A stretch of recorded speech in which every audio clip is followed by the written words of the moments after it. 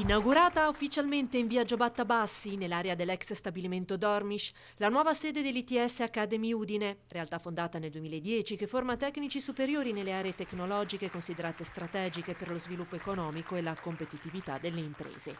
I lavori di costruzione, avviati a inizio 2023, hanno visto l'impiego di materiali essenziali come l'acciaio, il legno e il vetro con un'impronta ecologica bassa.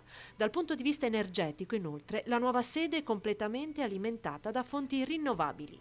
Lo spazio che è dedicato all'ITS è di circa 4.000 metri quadri.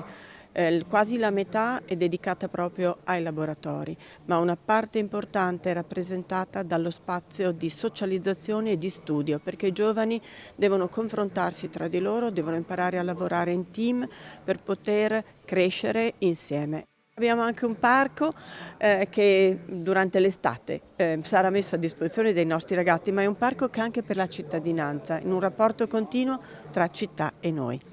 Avevamo due elementi importantissimi per produrre energia: il sole, che conosciamo bene, quindi energia fotovoltaica, e in questo caso anche l'acqua, che con la sua energia idraulica può, e in questo caso produce, energia elettrica attraverso un impianto idroelettrico.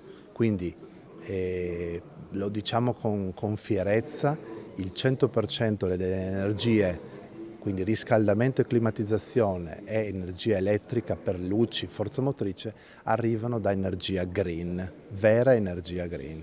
Ricordiamo quanto sono durati i lavori. Sono iniziati a febbraio 23, perché prima c'erano le bonifiche e le demolizioni, e sono finiti la parte scuola a febbraio 2025.